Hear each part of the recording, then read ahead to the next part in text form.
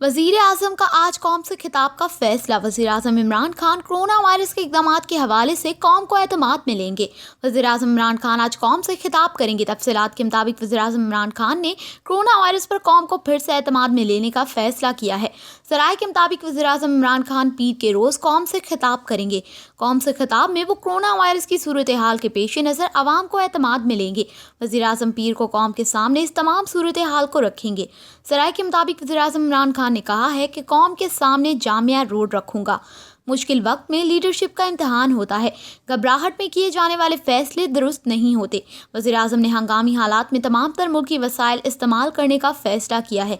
उन्होंने कहा कि ज़ख़ीरा अंदोज़ों से कह रहा हूँ कि नरमी से की जाने वाली बात मान लें।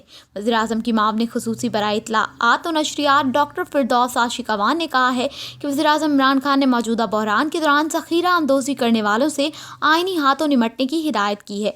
आवाम को अशियाए खुर्दनोश की बिला तात्तल फराहमी यकीनी बनाने के लिए रज़ाकार कोरोना यूथ टाइगर फोर्स और सहाफ़ियों के तहफ़्फ़ुज़ के लिए मोबाइल एप्लीकेशन का आज यानी कि पीर को अजरा करेंगे।